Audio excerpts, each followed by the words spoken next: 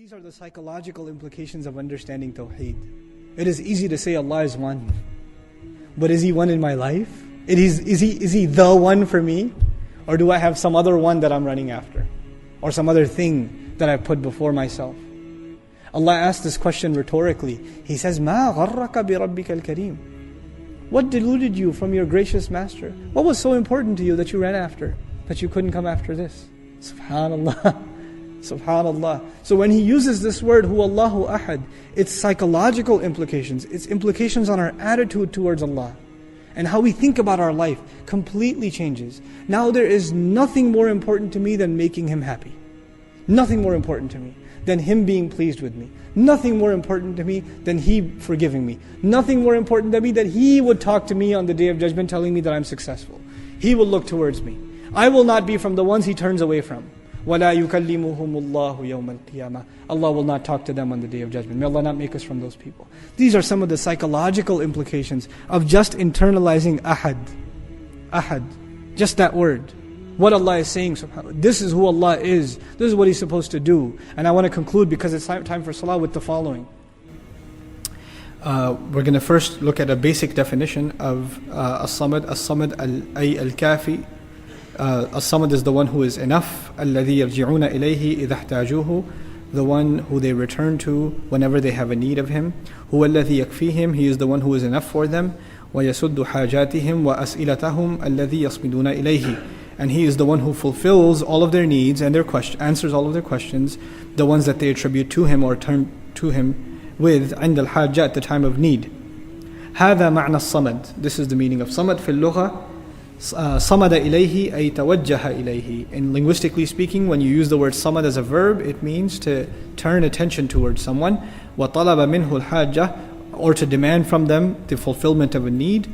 المصمود إليه هو السيد المتوجه إليه. Al-masmud is the word masmud is actually what samad implies, is the one to whom people turn in time of need. Another meaning, so that's one meaning I'd like you to remember, samad, one you turn to in time of need. The second meaning, samada ilayhi ay qasadahu. The second verbal meaning is when you make someone your goal, that you aspire to reach them, or you aspire to please them, or you aspire to attain them, etc., etc. When you attribute someone as your goal, they become a samad. So Allah is saying that He is the one we turn to in need, and He's also calling Himself the ultimate goal. He is the goal of what we do. And of course, this is one of the reasons this is called Suratul Ikhlas, because sincerity, ikhlas, is when we do things and the goal of it is always Allah Azza wa Jal. So that's included in the meaning of as-samad. وَالصَّمَدْ أَيْضًا الْغَنِي الَّذِي لَيْسَ فَوْقَهُ أَحَدٌ. One of the meanings of samad also is the one who is not in need of anyone else, and no one can overpower them or be above them in status or in any attribute. الَّذِي لَا عَيْبَ فِيهِ. The one who has no blemishes or no faults in him. مِنَ الرِّجَالِ الَّذِي لَيْسَ فَوْقَهُ أَحَدٌ. It's used also in Arabic literature. It's used for a person also, the one who cannot be overcome, meaning can't be overcome in battle. You can't outdo them in business or in their leadership or in their eloquence. Then they're also called a fixture, a samad. Okay, so this is from a linguistic point of view. Additionally, Mufassirun comment, as-samad implies azimul jalalah. That's one thing, that he's incredible and great in terms of His glory. Ad-da'im al-khalid, he's the everlasting. Al-maqsood li qada' al-hajat, we talked about that, the one who is turned to fulfill needs. This is important now. Shay'un samad. The word samad is used as an adjective also. Something that is samad. Musmat la jawfa fihi, or jawfa lahu.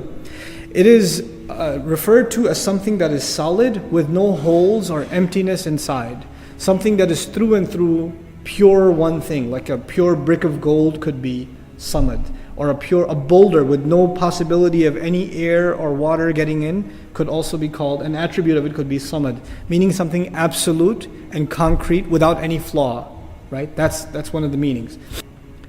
One of the interesting commentaries by Al-Biqa'i rahimahullah in his tafsir Nazm al-Durar fi tanasub al-ayati was-suwar, commenting on the previous surah. Which was the previous surah? Surah Lahab. Surah Lahab talked about a person who thinks he needs no one. Everybody needs him because he was the treasurer. Who are we talking about? Abu Lahab. And Allah is even after He's done with, now you should know, the only one that is actually as-samad is Allah Azza wa Jal. So there's this contrast. Well, now that his filthy, self-absorbed concept, because he was self-absorbed. His ilah was himself. He worshipped himself. He didn't even worship any other religion. And you have to remember what he said when the messenger invited him to the religion.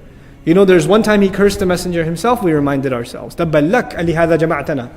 May you be cursed, may your hand, you be destroyed. Did you gather us for this? But this other time he cursed the religion.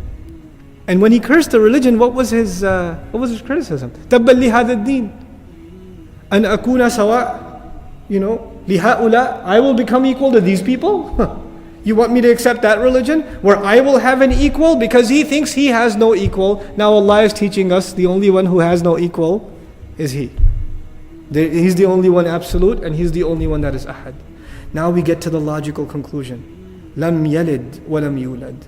There are several things to note here. We'll go through them one by one.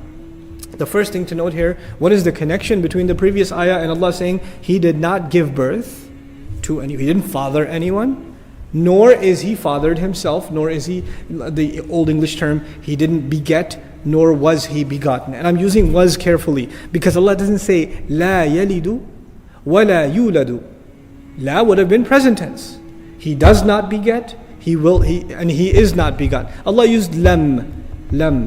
And lam forces the meaning of a verb to the past tense. It forces, so I'm translating, He did not beget, He did not father, nor was He fathered. So the first thing we have to figure out is the benefit of the past tense in this ayah. Why use the past? And why not say He does not father and He is not fathered? Why not? Well, the latter makes logical sense. The fact, lam yulad, He wasn't born of anyone, makes sense because birth happens in the past. So that makes sense.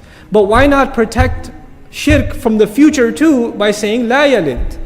He does not give birth. Well, one of the problems with that would have been, if you say He does not give birth, that doesn't necessarily negate that He did not give. He did not father. So that leaves room for shirk in the past. Leaves room for shirk in the past. That's one thing.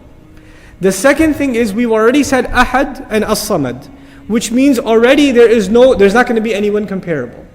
Having a child, what does it do? A human being begets a human being. A cat gives birth to a cat. A dog to a dog. An animal gives birth to an equal, to someone of the same species. We've already established he can't have a second. That's not possible for him. And this attribution of Allah having ma'adallah a son, like the Christian community or some segments of the Jewish community, or Allah having daughters like some segments of the mushrikun who said that He took angels as daughters, these attributes were not made of the present or the future. Where were these allegations made from? Of the past. Isa alayhi salam, Uzair alayhi salam, the angels. All of these concepts are relegated to the past. One of the benefits of this past tense is Allah is addressing the falsehoods of the religions that already occurred. And in it, like Abu Bakr al-Baqillani actually commenting on Lam Yalid said, in it there's a miracle of the Quran in regards to its predictions. There will be no other religion that claims that God has children that will ever take hold on the earth, like which religions already took hold? Christianity at the heart of it, right? Think of other religions that have a concept of God where He gives birth to another. All of them are relegated to what? Pre-Islam. Pretty much all of them pre-Islam. So now here Allah Azza wa Jalla addresses that with the problem that already occurs.